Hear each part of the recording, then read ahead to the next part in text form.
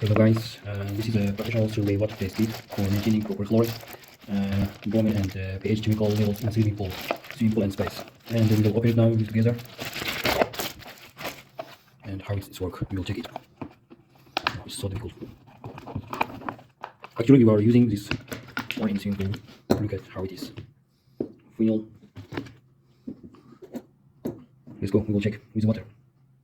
And you have to read carefully this text. First, we have to open it. It has to be full.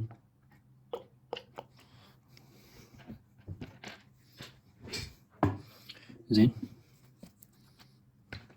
5 step, 5 drop. 1, 2, 3, 4, 5. It's really interesting. 1, 2, 3, 4, 5.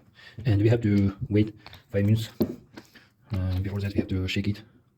Look.